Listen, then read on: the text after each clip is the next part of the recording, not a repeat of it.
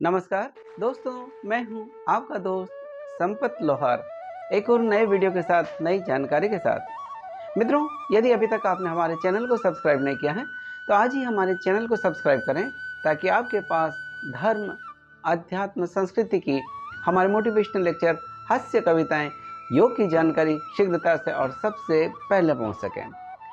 दोस्तों, आज धर्म और अध्यात्म संस्कृति में हम चर्चा करेंगे एक बहुत ही महत्वपूर्ण विषय, शरद पूर्णिमा के बारे में। आखिर शरद पूर्णिमा का क्या है महत्व, विशेषकर पौराणिक महत्व क्या है, आध्यात्मिक महत्व क्या है। दोस्तों, हम जानते हैं कि हमारी भारतीय परंपरा में या हिंदू सनातन परंपरा में जो भी पर्व हैं, त्योहार हैं, उसके पीछे बहुत बड़ा तत्व ज्ञान छिपा हुआ है। जो भी त्योहार या पर्व हम मनाते हैं उसके पीछे बहुत बड़ा विज्ञान है, उसके पीछे आध्यात्मिक उन्नति का मार्ग प्रशस्त करने का राह है। तो ऐसे एक पर्व आता है शरद पूर्णिमा का पर्व। बहुत ही महत्वपूर्ण पर्व है शरद पूर्णिमा, यानी अश्विनी माह के शुक्ल पक्ष, यानी अश्विनी माह की जो पूर्णिमा आती है उसको हम शरद पूर्णिमा के नाम से जानते हैं। शरद पूर्णिमा के और भी कई नाम हैं। शरद पूर्णिमा को कोजागर पूर्णिमा भी कहते हैं, कहीं पर इसको कौमुदी पूर्णिमा भी कहते हैं, कहीं इसे कुमार पूर्णिमा भी कहते हैं और कहीं इसे रास पूर्णिमा भी कहते हैं। अलग अलग नामों से इसे जाना जाता है। शरद पूर्णिमा का पौराणिक महत्व की अगर बात करें तो इसके साथ में कई कथानक जुड़े हुए हैं। जैसे जब हम बात करते हैं कि रास पूर्णिमा, यानी इसके साथ में कथानक ये जुड़ा है, एक पौराणिक कथा जुड़ी हुई है कि भगवान श्री कृष्ण ने इसी दिन यानी शरद पूर्णिमा के दिन ही निधि वन में गोपियों के साथ में महारास की लीला करी थी, इसलिए इसे रास पूर्णिमा भी कहते हैं। और उस महारास को देखने के लिए चंद्रदेव जब उसको निहार रहे थे तो वो उसको देखते देखते इतने भाव विह्वल होते कि वो अपनी सुध-बुद्धि भूल गए और न जाने वो कितने पृथ्वी के नजदीक आ गए। इसलिए इस दिन यानी शरद पूर्णिमा के दिन चंद्रमा पृथ्वी के बहुत नजदीक होता है और चंद्रमा अपनी 16 कलाओं से युक्त होता है।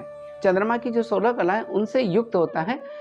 तो इसका एक कथानक इसके साथ में जुड़ा है कि इस दिन भगवान श्री कृष्ण ने महारास रचाया था निधि वन में। दोस्तों, इसको कोजागर पूर्णिमा भी कहते हैं।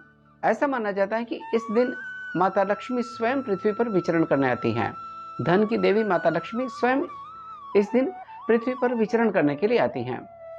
ऐसी भी मान्यता है कि इसी दिन जब समुद्र मंथन से माता लक्ष्मी निकली थी, समुद्र मंथन किया गया था देवों और असुरों के द्वारा और उसमें माता लक्ष्मी निकली थी, वो दिन भी यही शरद पूर्णिमा का दिन था। इसलिए भी इस दिन का महत्व और अधिक है। और ऐसा कहा जाता है कि जब इस दिन माता लक्ष्मी, भगवान विष्णु और चंद्रदेव की पूजा की जाती है और विशेषकर जब माता लक्ष्मी की पूजा की जाती है, क्योंकि ये इसी दिन ऐसा माना जाता है या मान्यता है हमारी कि इस दिन माता लक्ष्मी का जन्म हुआ था, इस दिन माता लक्ष्मी अवतरित हुई थी, समुद्र मंथन से निकली थी। तो इस दिन व्रत रखने से या माता लक्ष्मी की पूजा करने से लोगों को धन से संबंधित समस्याओं से मुक्ति मिलती है। विशेषकर जिनको आर्थिक समस्या है उससे उनको मुक्ति मिलती है और घर में सुख, शांति, समृद्धि और ऐश्वर्य की प्राप्ति होती है। इसलिए दूसरा पौराणिक महत्व ये भी है कि इस दिन माता लक्ष्मी की पूजा की जाती है। कोजागर पूर्णिमा इसलिए हम इसको कहते हैं। तीसरी बात एक और जुड़ी है, इस पूर्णिमा को कुमार पूर्णिमा भी कहते हैं।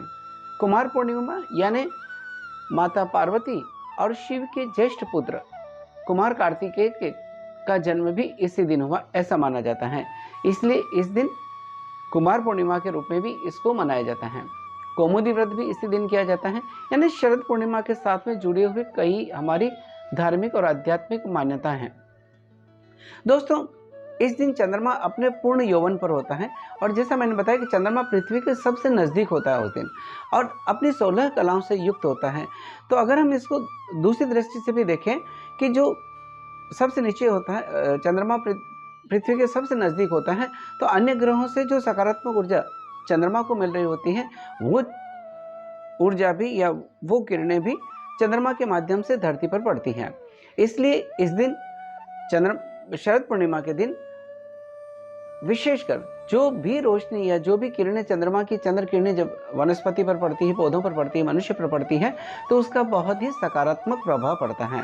तो शरद पूर्णिमा का एक और महत्व ये भी है कि इस दिन चंद्रमा की जो किरणें पड़ती हैं वो अमृत तुल्य होती हैं, इसलिए ये कहते हैं कि अमृत किरणें पड़ती हैं, अमृत अमृत बरसाता है चंद्रमा, ऐसा माना जाता है, क्योंकि उस दिन सारे 16 कलाओं से युक्त होता है चंद्रमा, इसलिए अमृत बरसाता है। और जब विशेषकर जब मनुष्य के ऊपर ये चंद्र किरणें पड़ती हैं, जब हम धवल चांदनी में शरद पूर्णिमा की रात्रि में चंद्रमा की जब किरणें हमारे शरीर पर पड़ती हैं, तो हमारे शरीर के जो ऊर्जा केंद्र हैं वो भी जागृत होते हैं, इसलिए एक और सकारात्मक भाव पड़ता है कि हमारे जो ऊर्जा केंद्र हैं वो भी जागृत होते हैं और हमारी आध्यात्मिक उन्नति का मार्ग प्रशस्त होता है।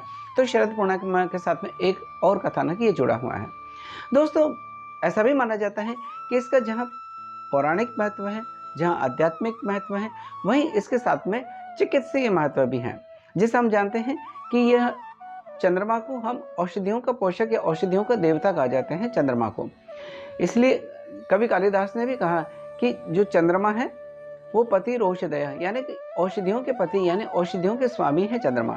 इसलिए बहुत से जो आयुर्वेद से जुड़े हुए हैं ऋषि हैं या हमारे ऋषि मुनियों ने जो परंपरा बनाई है कि बहुत सी औषधियाँ या जीवनोपयोगी औषधियाँ हैं जिनका विशेष रूप से इसी रात्रि में निर्माण किया जाता है, उसी दिन उसको बनाया जाता है। तो ये भी इसके साथ में जुड़ा हुआ चिकित्सकीय महत्व है कि शरद पूर्णिमा की रात्रि में औषधियों के जो औषधीय गुण हैं वो बहुत बढ़ जाते हैं।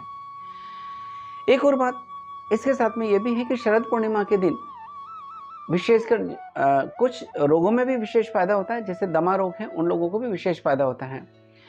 अगर इसके हम सामाजिक महत्व की बात करें, आध्यात्मिक महत्व की बात करें, पौराणिक महत्व की बात करें, तो एक और बात कि जैसे जो हमारे जो बरसात ऋतु में या कहना चाहिए कि पौष माह, भाद्र माह, आषाढ़ माह और इस महीने के दौरान जो हमारे शरीर के अंदर पित्त की मात्रा बढ़ जाती है, तो इस दिन इस शरद पूर्णिमा के दिन जो हम खीर का सेवन करते हैं उससे पित्त के दोष भी या दूर होते हैं या पित्त की मात्रा भी नियंत्रित होती है। तो इसके साथ में जुड़े हुए और भी कई सारे कथानक हैं, लेकिन जो मुख्य आध्यात्मिक अगर हम बात कर रहे हैं तो इस दिन भगवान श्री कृष्ण ने रासलीला रची थी, इसलिए इसे रास पूर्णिमा कहते हैं। इसी दिन माता लक्ष्मी समुद्र मंथन से निकली थी, इसलिए माता लक्ष्मी का जन्मदिन के रूप में भी मनाते हैं। और ये भी मानते हैं कि इस दिन माता लक्ष्मी धरती पर आती हैं अपने भक्तों को देखने के लिए, और जो इस दिन जागते रहते हैं, माता लक्ष्मी की पूजा करते हैं, तो उनको धन वैभव ऐश्वर्य की प्राप्ति होती है। इसको हम कुमार पूर्णिमा भी कहते हैं, क्योंकि इसी दिन कुमार कार्तिकेय का भी जन्मदिन था। इसे हम कौमुदी पूर्णिमा भी कहते हैं और इसे शरद पूर्णिमा भी कहते हैं, क्योंकि इस दिन के बाद में से शरद ऋतु का प्रारंभ हो जाता है। और एक और संकेत हमें शरद पूर्णिमा ये देती है कि अब हमें वो चीज़ लेनी चाहिए जिसकी तासीर गर्म हो, क्योंकि सर्दी ऋतु का प्रारंभ हो जाता है।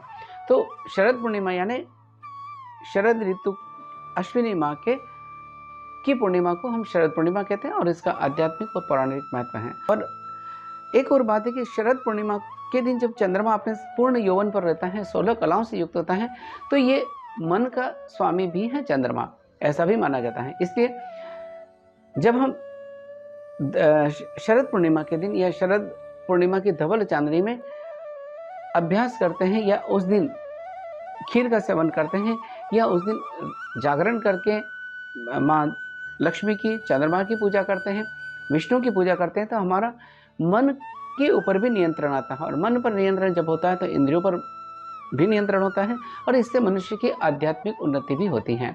दोस्तों, अगर ये जानकारी आपको अच्छी लगी है तो इस जानकारी को लाइक करें, शेयर करें, कमेंट करें। हमारा छोटा सा प्रयास रहता है कि हम अपनी संस्कृति से जुड़ें। दोस्तों, इसी के साथ आपके दोस्त संपत लोहार को इजाज़त दीजिए। जय हिंद, जय भारत।